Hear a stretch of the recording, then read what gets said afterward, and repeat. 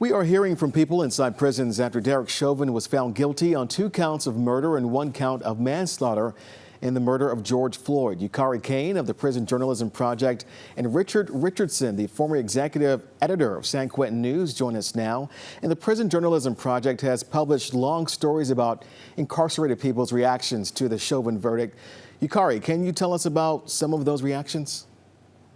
Yeah, so when the verdict was announced, we sent out requests to all of our writers for dispatches about what the word was inside, and I found them to be really nuanced and sometimes surprising as well. There was, of course, most people felt like justice was served and that it was the right decision.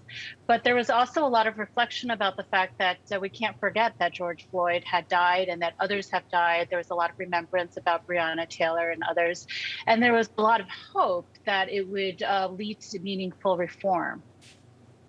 And Richard, you were released from San Quentin just before the verdict was reached.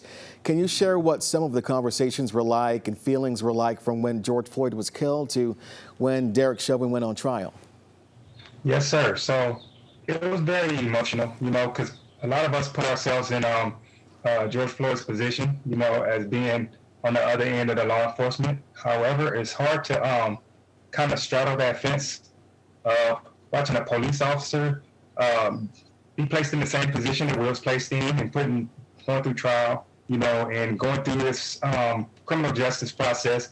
And as we all know, that criminal justice process is flawed, but you get some satisfaction of knowing that somebody is going to pay for the actual murder of George Floyd. But this is a long standing issue that's been going on in America for quite some time now. So it's bittersweet, but we know that going through trial and being convicted, it's not the answer to or the silver bullet to all the problems that have been going on in the United States for centuries. I had a conversation with a young brother. He's in his early 30s, and he said, "You know what? I forgive Chauvin," and it reflects on the African American brothers and sisters we have all over. They're very, very gracious. And I was stunned by it. I said, why? And he said, I don't know. I just can't see someone spending the rest of their lives in prison. And because he himself is, sentenced to basically die in prison.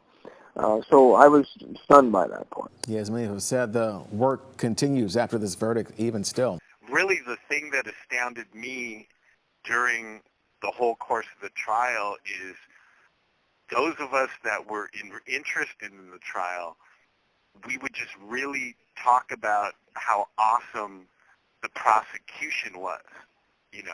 We all have our own horror stories about being over-prosecuted and, the prosecutor is the enemy. But here we are watching this. It's just so funny to think of all these incarcerated people and we're like totally buying into the prosecution. And Yukari, multiple corrections officers share their varied perspectives on the verdict. Can you share what they said? Yeah, first of all, we were very surprised and impressed that our writers were able to get corrections officers and prison staff on the record. But it seemed like there was some dividing along the lines of color. Black officers were satisfied with the verdict, and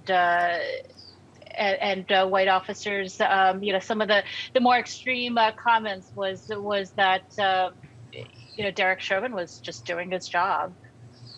This one particular officer, his just hate towards George Floyd. I talked to him, and I did not ask him about George Floyd. I just asked him, what do you think about the guilty verdict? Instead of, giving me something about the guilty verdict or some technicality or thinking like, this was a travesty, he literally destroyed the character of George Floyd. I can't tell you this over the phone, but he basically, considered him to be a subhuman and that he deserved to get what he got. And that thing in itself, and I've heard a lot of things in my life in here, that thing bothered me, and it bothers me almost from the time I've heard it. And I think it will stay with me for the rest of my life because the callousness it was just apparent. If I could just show that to the entire country, that will sum it all.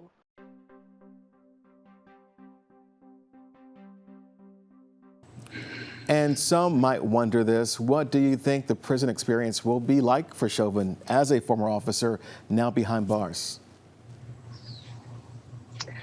Well, I could start, and Richard could I'm sure provide a lot of perspective as well. A lot of our writers had pretty mixed feelings about this in terms of what he was going to face. Some of our writers said that he was most likely going to be in isolation, and having been in solitary for long extended periods of time, that they wouldn't wish it on their worst enemy. In addition to saying that they wanted to see Chauvin cry, a lot of people were saying, like, someone's going to get that guy now real quickly. Like, he ain't going to make it too long. The first chance someone gets, they're going to stab him. So those are all factors when you think about why solitary. Any law enforcement person that gets convicted would probably opt for solitary just so that there's no chance of getting hurt. One writer said that, he was very satisfied with the verdict. He was happy about it, but he was also, it was complicated because he also felt sympathetic. So I thought that was really interesting. Yes, I don't want to dance on the razor blade here, but as you look at both sides of the fence, a police officer going to prison, and facing a lot of people who is really kind of upset with law enforcement agencies right now, especially those people who are incarcerated. His safety is really going to be in jeopardy. So yes, I can see him doing a lot of isolation time, but at the same time, you have a majority of prisoners or people who are incarcerated that's going to say he's going to get what he deserves, and that's on a violent aspect of what happens in prison to police officers. I don't necessarily agree with that ideology, but it's like I said, I can look at both sides of the fence.